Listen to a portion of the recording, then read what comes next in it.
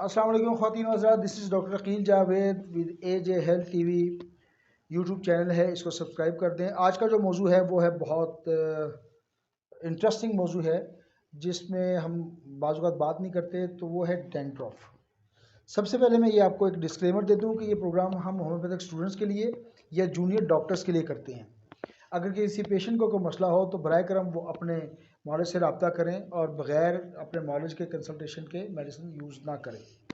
Coming back to the point कि dandruff, अच्छा dandruff एक बीमारी नहीं है, ये एक कंडीशन है। It is an a condition और it is not a disease. तो ये जहन में रखें कि ये ख़तरनाक जब डिजीज़ बीमारी नहीं है तो it will be not the fatal thing, कि ये ख़तरनाक नहीं होगी। ये तो होगी डैंड्रफ। अच्छा, ये डैंड्रफ होता क्या है? बेसिकली ये ड्राई स्किन कंडीशन है या इन्फेक्शन है या फंक्शन है, या फंक्शन बोल रहा हूँ, फंगस है। तो इसमें कोई ज़्यादा घबराने की बात नहीं है। होता क्या है बेसिकली कि जो सिबम है, एक हमारे ऑयली ग्लैंड्स होते हैं, ये एक हार्मोन उसको हम सिबम कहते हैं, वो प्रोड्यूस करता है जो कि जिस्म की नशोमा के लिए ज़रूरी होता है। लेकिन आपने सुना होगा कि excess of everything is bad when it is over produced. जब ये अपनी रिक्वायर्ड मकदार से ज़्यादा प्रोड्यूस हो जाए तो फिर प्रॉब्लम पैदा करता है। प्रॉब्लम कैसे पैदा करता है कि हमारे जिस्म में मुख्तलिफ़ किस्म के सुराख होते हैं, पोर्स होते हैं। अगर आप ये जिस्म को माइक्रोस्कोप से देखें तो आपको छोटे छोटे सुराख नज़र आएंगे, फेस पे, हर जगह, हाथों में। तो उन पोर्स में होता क्या है कि जब सिबम की ज़्यादती होती है तो वो उन पोर्स में घुस जाता है। वो ऑयल कह लें, ग्रीस कह लें या लिक्विड कह लें, वो उन पोर्स में, उन सुराखों में घुस जाता है। अब होता क्या है कि हमारी जिस्म में अरबों किस्म के सेल्स मौजूद हैं, उनका हर वक्त टूटना बनने का अमल रहता है। तो जब सेल्स, डेड सेल्स टूटते हैं या डेड सेल्स होते हैं तो वो इस सिबम के साथ उस सुराख में घुस जाते हैं, वहाँ पे वो इन्फेक्शन पैदा करते हैं। और अगर आप चेहरे पे एक्नी देखें या कील महासे देखें तो ये इसकी यही वजह है। फिर इन्फेक्शन पैदा होता है या फंगस पैदा होता है, उससे फोड़े, फिंसियाँ और ये चीज़ें आती हैं। लेकिन सर के केस में या डैंड्रफ के केस में बिल्कुल यही अमल होता है। लेकिन वहाँ पे आपको फ्लास्क या एक ये सफ़ेद सी लहर नज़र आती है। मैं इसकी तस्वीर आपको डिस्प्ले कर देता हूँ। तो ये है बेसिकली एक मतलब इसकी वजह कि ये बेसिकली जो हमारे ऑयली ग्लैंड्स हैं, इसकी ओवर प्रोडक्शन की वजह से वहाँ पे इन्फेक्शन होता है और डेड सेल और ये सारे मिलके ये किरदार अदा करते हैं और फंगस डेवलप होती है। अच्छा, फंगस जो डेवलप होती है इसकी एक और वजह भी है।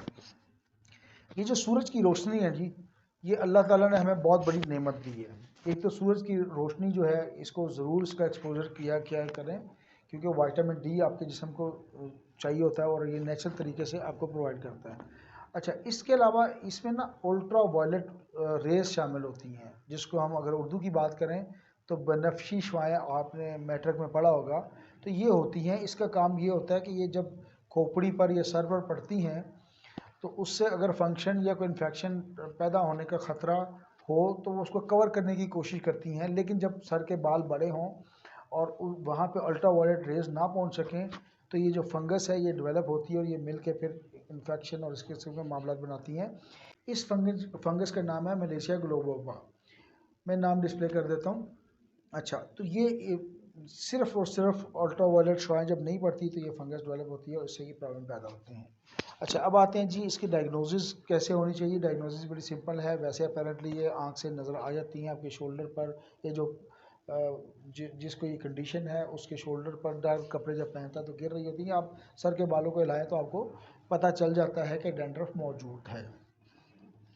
ये तो हो गया इसका अपेरेंट या फिजिकल मायने के बाद, लेकिन इसके लिए एक साइंटिफिक तरीकाकार मौजूद है। ये जो डर्माटोलॉजिस्ट होते हैं या स्किन के जो मामला होते हैं, इनके पास एक इंस्ट्रूमेंट होता है, उसको हम वुड्स लैंप कहते हैं। WOD, वुड यानी कि लकड़ी वाला, लैंप LAP, लैंप यानी कि रोशनी। उसमें होता है वो बल्ब की रोशनी डालते हैं सर के ऊपर, उसमें वही अल्ट्रा वायलेट रेज की मदद से उसको देखने में आसानी होती है कि वाया इन्फेक्शन है, फंगस है या सिंपल डैंड्रफ है। तो बहुत हद तक 90% तक इस इंस्ट्रूमेंट की वजह से ये डायग्नोज हो जाती हैं। लेकिन अगर फिर भी कोई मसला हो तो इसकी बायोप्सी की जा सकती है। बायोप्सी के लिए केस भिजवाया जा सकता है, उसमें फिर पता चलता है कि ये सिंपल सोराइसिस है या एक्जिमा है। तो इसके डायग्नोसिस की ये तरीक़ाकार है। इसके अलावा और कोई तरीक़ाकार फ़िलहाल मेरे जहन में भी नहीं है और मैंने पढ़ा भी नहीं है। अब आते हैं जी प्रिकॉशंस क्या होनी चाहिए। प्रिकॉशंस ज़ाहिर है सबसे पहले प्रिकॉशंस तो आप ये करें जो मैंने आपको बताया है कि सूरज की रोशनी को लाजमी लें, सर के बाल हल्के रखें। खैर ख़वातीन के लिए तो पॉसिबल नहीं है, लेकिन ज़ाहिर रंग काले होने का भी प्रॉब्लम है, लेकिन बहरहाल सन एक्सपोजर लेना है ताकि किसी किस्म की फंगस डेवलप ना हो और वो अल्ट्रा वायलेट रेज जो आपके जिस्म के लिए ज़रूरी हैं वो वहाँ से मिल सके। दूसरा काम ये करना है कि जो हाइजीन है इसका बहुत ख्याल रखना है, सर को साफ़ सुथरा रखना है, ब्रश करना है, उसको वॉश करना है और इसको मॉइस्चराइज रखना है। इसमें कोई ऑयली आपने चीज़ लगानी है, अगर कंडीशनर लग जाए तो ज़्यादा बेहतर है, उससे ये मॉइस्चराइज रहेगा और ये प्रॉब्लम नहीं पैदा होगी। इसके अलावा एक काम आपने और करना है कि ये जो हॉट वाटर या गर्म पानी है इससे बात नहीं लेना, भले सर्दियाँ क्यों ना हो।